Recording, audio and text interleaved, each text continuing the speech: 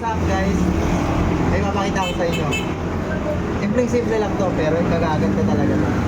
So meron tayong busina, loud horn, display horn. So mapakita ko sa inyo step by step kung paano talaga ganito at kung paano rito gumagana. So ito na naman mga kailangan natin. Meron tayong dalawang busina. Siyempre contact relay. Yan, nakasakit. Pwede yung switch, kunwari. Switch talaga to. Then ito wire.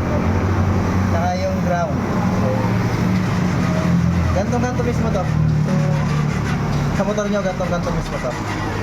Explain ko sa inyo kung paano to. So, ground muna. Yan, dito. Dito rin. Yung kulay blue. Yan. So, number 30, 87. So, sa 87 yung positive. Sa number 30 naman, nandito naman yung papunta ng busina.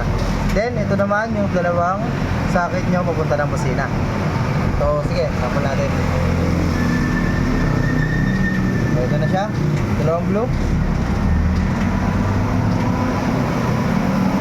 Yan. Siyempre, yung pula, common. Lalagay talaga ito, pula. Common talaga, lalagay talaga dito yan, positive. Ipit lang muna natin. Yan. Ganyan. So, yung negative, nagdagan natin extension, medyo kapos kasi. Yan. Yan. Then, lagay natin sa negative. Yan, negative. Ngayon, pagdating sa dalawang kulay yellow na to, so ganito lang yan. May nakaabang na kasi yan doon eh. Pero ganito ang proseso niyan. So ito, yan, kabit lang muna natin yung isang side dito sa mismo isang socket na kulay yellow.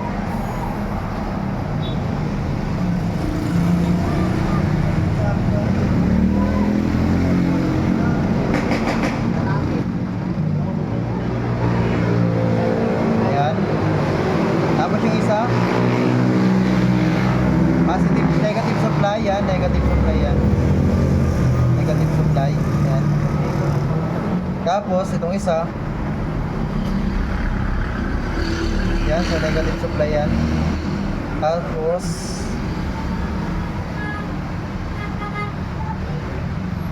yan. Tapos, itong isa. Siyempre, lagay natin ito sa positive. Sabit na lang din natin siya. Kasya naman yan.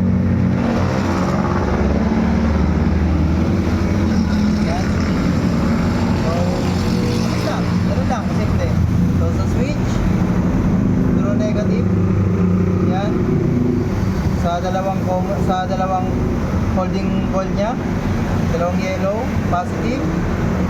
Sa 30, kulay blue, nag-isa sila dito sa busina, nag-isa rin dito sila dito sa ground. So, testing natin, tara. Ganun lang kasimple. Basic na basic lang. Kayang-kaya nyo to. Kaya ikabit nyo na to.